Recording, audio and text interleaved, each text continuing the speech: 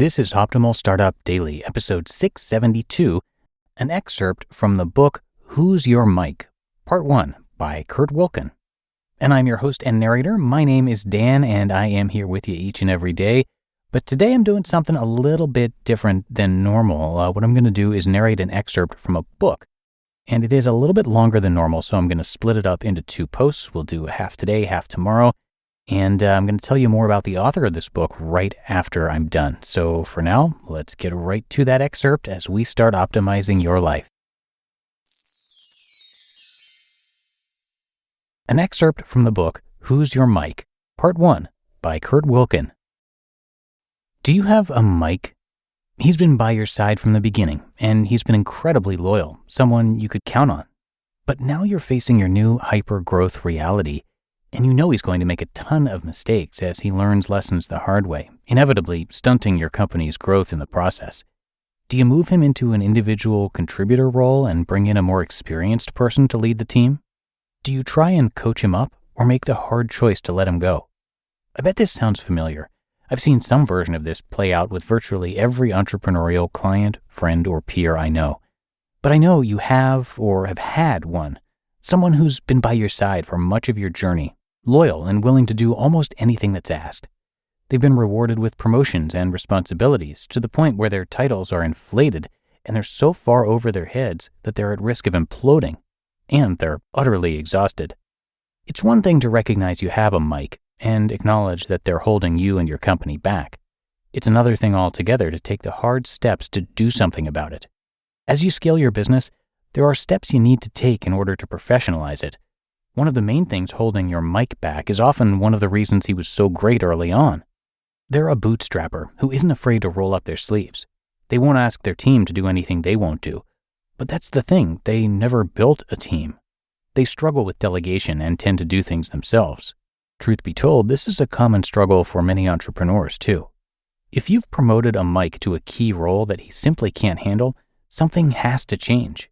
You're going to have some challenging conversations, and you may have to make some difficult decisions. But there's not one right answer. Every situation is different. In some cases, Mike may be willing to take a step back and admit this isn't working. Or maybe he volunteers to leave for a leadership role with a smaller company. In some cases, Mike may be coachable and can either stay in his existing role and grow into it, or take a lesser role and acquiesce to a more experienced leader while he hopes to grow into a future leader, whether for your company or for a future employer. Unfortunately, sometimes Mike simply doesn't have a role going forward. He may be super important to you personally, but has become a liability professionally. In the worst case scenario, you lose your friend and former go-to guy because you just can't reconcile the needs of the business with the complicated emotions and egos at play. Again, Mike doesn't necessarily have to go. In fact, in many cases, Mike can be moved into an individual contributor role and leverage his work ethic and history with the company. With Mike, like most of the characters we'll discuss here, how you handle the situation often depends on their personalities, your relationship with them, and the work that needs to get done. The bottom line is that when you realize you have a Mike on your team, you're going to have to take action. Mike's in over his head, but you aren't, at least not yet.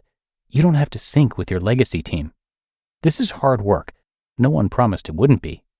But if you really think about it deep down in your heart, you're probably thinking about someone or someone's on your team right now. They're probably very well-intentioned and have been there for you in the past, but unfortunately, they're holding you and the company back.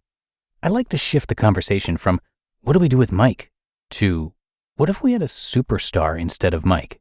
Imagine that you have someone in that role who has been where you want to go, someone who has previously doubled or tripled a company like yours, someone who has experience negotiating multi-million-dollar deals, or scaling up operations, or integrating multiple acquisitions. I don't necessarily mind learning lessons the hard way at times. That's actually how I learn best. But it's pretty amazing to have someone on your team who has been through the battles, who has already learned those lessons and has the scars to prove it.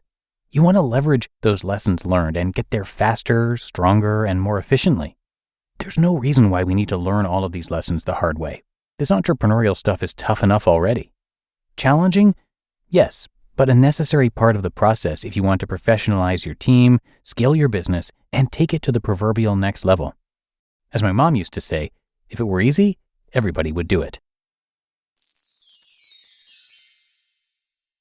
You just listened to an excerpt from the book, Who's Your Mike? By Kurt Wilkin. And thanks to Kurt, and let me tell you a little bit about him. As an entrepreneur, Kurt has experienced growing, scaling, and exiting high-growth companies, and now devotes his time to helping business leaders unlock their own success. His responsibilities include strategic client consultation, client satisfaction, recruiting, and practice development. His success as an entrepreneur stems from his ability to build long-term relationship with clients, attract a loyal team of dedicated leaders and associates, and constantly deliver on commitments. And he is the founder of HireBetter.com, and he's doing some great work there. So come by the site HireBetter.com for a lot more. But that does it for today's show. I thank you for listening and being a subscriber. And I'm going to see you right back here tomorrow where we're going to have more from Kurt and where your optimal life awaits.